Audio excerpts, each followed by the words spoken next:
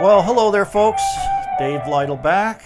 We have a new binocular to go over, and it's being gone over by a gentleman that's got a new stash and beard because my wife wanted it.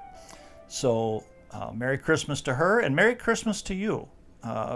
We're in our holiday season, and we're going to be going over some things that I find pretty interesting, and it might help you out when it comes to doing some holiday shopping, buying yourself a present. This isn't one of them, but it's one that's interesting to me because I just absolutely adore World War II history, and I really enjoy Das Boot, and I like seeing those officers leaning over that bridge with their German binoculars. And it kind of set the hook in me a while back, actually like pretty much 2 years ago. And I managed to find, at the time, affordable, one of these Ernst Leitz Kriegsmarine binoculars, 7x50, that was generally used not just by the submarine forces, the U-boats in Germany, but pretty much even coastal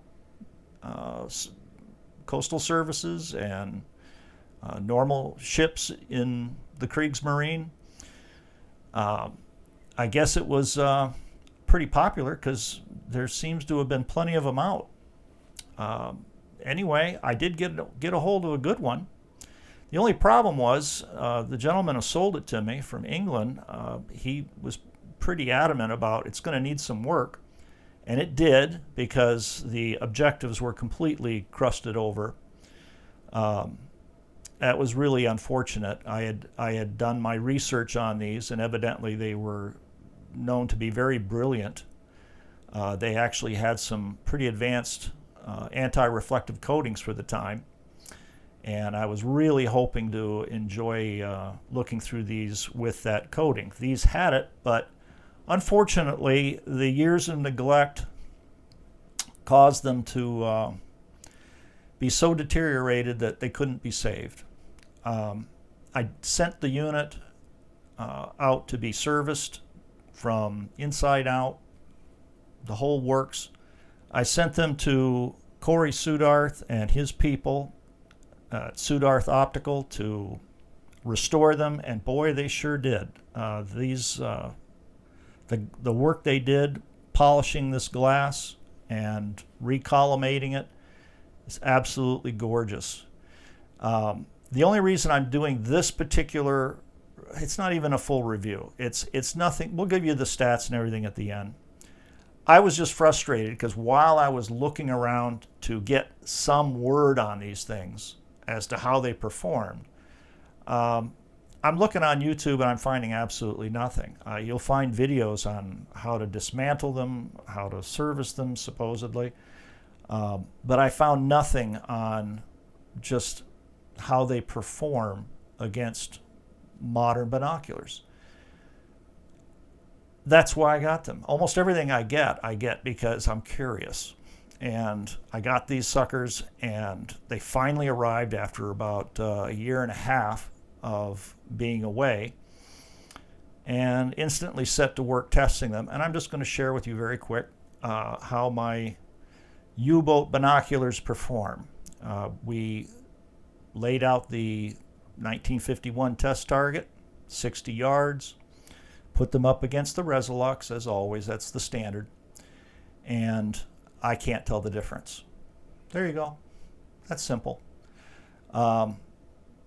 It makes me really wonder, now that these things don't have the coating, the anti-reflective coating that they originally came with, makes me wonder just how brilliant they'd be, because right now they're nearly as brilliant, and resolution, it's 1-to-1. It's 1-to-1. They're amazing pair of binoculars. If you're ever so lucky to get a hold of these things, especially if they have the rubber armor, which is really cool, the lens caps, rain guards. I love how these things work because they actually have little hooks that'll hook these things up keep them open for you. So when the rain and the sleet are pounding you in the face, you know, you'll be able to see what's coming. And it's individual focus. You know, you just pop these things off and you can just turn them and you're where you need to be. Real slick unit, kind of funky looking, kind of feels weird in the hand, makes me sometimes feel like I ought to be blowing into it to make music, but yeah, it's a nice addition to the collection. And if you ever see them out there and you, like me, are interested in seeing whether or not you'd like to have one in your collection, especially if you can find them with the original coatings intact, these things are extremely sharp and very, very bright. And what can I say that's bad about them other than about 50% sweet spot, but not bad after that.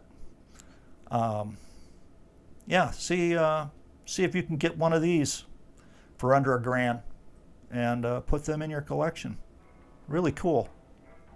That's it. Talk to you later. Bye.